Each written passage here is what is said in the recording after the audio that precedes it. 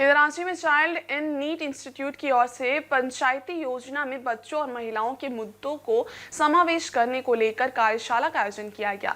इस कार्यशाला का उद्देश्य पंचायतों में महिलाओं और बच्चों की भागीदारी को बढ़ाना और उन्हें विकास के मुख्य धारा में शामिल करना था।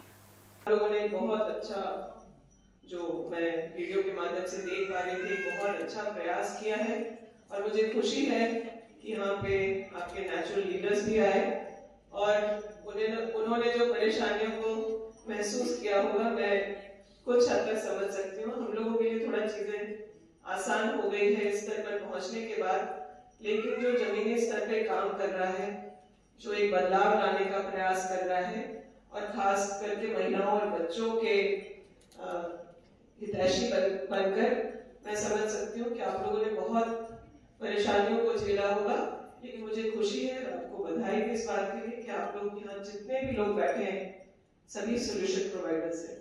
इसमें मुख्य रूप से उपस्थित पंचायती राज एवं ग्रामीण विकास मंत्री दीपिका पांडे सिंह ने कहा कि पंचायतों को बाल संवेदनशील और महिला हितैषी बनाने के लिए आवश्यक कदम उठाए जा रहे हैं।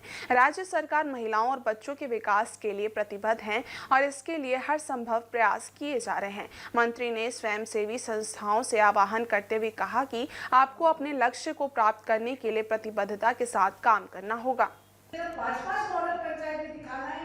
गांव से निकल के जो नेचुरल लीडर्स आए वो भी इसमें शामिल हुए, तो कैसे समस्याओं को आइडेंटिफाई करना और फिर उसका समाधान भी पंचायत स्तर पे गांव में जो कम्युनिटी के लोग हैं या उनमें से लीडर्स निकाल के कैसे किया जाए, उसका एक मॉडल इन लोगों ने तैयार किया जो मुझे लगता है काफ़ी अप्रिशिएट करने लायक है। इसको और कैसे सरकार की पॉलिसियों के माध्यम से इसको कैसे और पूरे झारखंड में हम लोग कर पाएँ, इस पर आगे हम लोग कार्य योजना भी बनाएंगे। इस कार्यशाला में सिन्नी की राज्य प्रमुख तन्वी झा ने भी अपने विचार व्यक्त किए।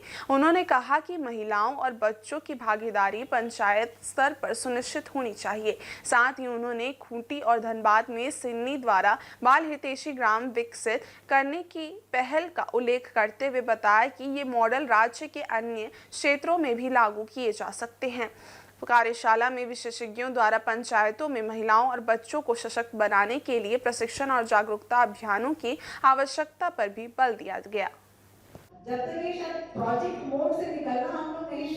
ग्राम पंचायत का जो प्लानिंग प्रोसेस में है उसमें महिलाओं और बच्चों के मुद्दों को कैसे शामिल किया जाए, इस पर सिनी प्रैक्टिस और चेतना विकास ने स्टेट कंसल्टेशन रखा था और उद्देश्य ये था कि माननीय मंत्री के सामने भी इन बातों को रखा जाए कि कैसे ग्राम पंचायत के प्लानिंग प्रोसेस में ये मुद्दे कहीं ना कहीं छूट जाते हैं। और हमने कुछ एविडेंस भी जनरेट करके मैडम को दिखाया कि किस तरह से समुदाय अपने स्तर पर मुद्दों को आइडेंटिफाई करके और बच्चों और महिलाओं के मुद्दों को बजट में लेकर के आ सकता है।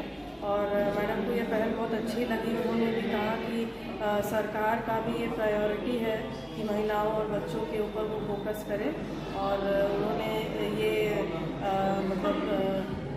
जताया कि वो भी इस चीज़ को आगे लेकर के जाएंगी। तो यही चर्चा का विषय था कि कैसे ग्राम पंचायत का प्लानिंग प्रोसेस में महिलाओं और बच्चों के मुद्दों का समावेश हो पाए।